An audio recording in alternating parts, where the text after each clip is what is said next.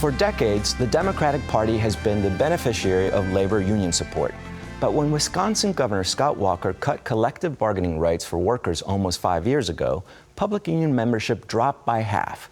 Today, less than a quarter of all public sector workers in the state are unionized. Will labor still be a political force in this year's election? Richard Trumka is president of the AFL-CIO. Welcome to the program. Thanks for having me on. I've enjoyed your program, and I look forward to it. Thank you so much. We're in the midst of a very unusual electoral season. How do you see it playing out?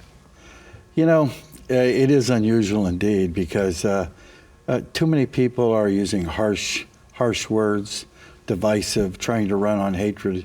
I think in the end, that house of cards will collapse and people will come together and demand that these candidates start talking about policies that really do address their needs, policies to correct the problems of the country. So I'm hopeful that it'll play out. We'll get past the racism, past the bigotry, past the name calling and all of that stuff, and actually talk about things that matter to people. How do you see the labor movement going forward, especially after the actions of Governor Scott Walker? Look, when you have income inequality, the best way to get a raise is for workers to come together and bargain and negotiate collectively, to have a strong, unified voice that a union gives those workers. So you look at the candidates, what they say about that. Trump's been very, very anti-union. He's 100% for right to work. He believes our wages are too high. They ought to be lowered. He thinks that guys like Carl Icahn would make a great Treasury Secretary. So those attacks start at the top, but they do spread out. They're in about 25 or 26 states right now where state legislatures are attacking working people's rights, whether it's health and safety rights, whether it's voting rights, or whether it's the right to have a voice on the job through a union. So does the union have a specific plan to derail Donald Trump?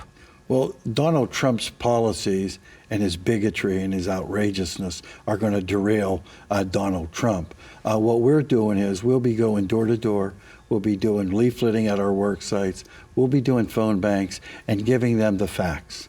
The fact that Donald Trump is 100% in favor of right to work, that he thinks our wages are too high, that he thinks outsourcing is good, that he was a cheerleader and an ATM for people like Scott Walker, that he didn't have the courage to renounce the KKK whenever they endorsed him and he was asked about it. So we'll be giving everybody the facts about the candidates. We'll be giving our members and the general public, quite frankly, the facts about him and about the candidate that's running on the Democratic side, so that people have a full array of knowledge rather than the 30-second sound bites. They say, here's what they actually stand for. And whenever you do that, Trump's like a house of cards. He collapses.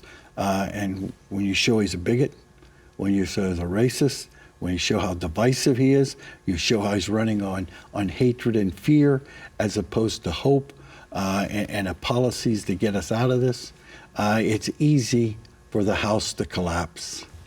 And last question, as we move forward, just more of an opinion than a question. How do you think this is all going to shake out? I know in a couple of days we'll have some major primaries, but what's your expectation? Trump will probably do quite well on the primary side, but I think his agenda is more bigoted than bold and more condescending than comprehensive. And so whenever it gets scrutinized, I think it'll fall like a house of cards. And I think workers will vote in their best interest, as they always do, even though he has tapped into the anger that's out there right now because of those stagnant wages that you talked about. Rich, thank you so much Thanks for joining for having today. me. I really appreciate it. Thank you. I appreciate it as well. Today, approximately 11% of America's workforce belongs to a union. According to the New York Times, the decline has been particularly steep in former strongholds and politically important states like Michigan and Ohio.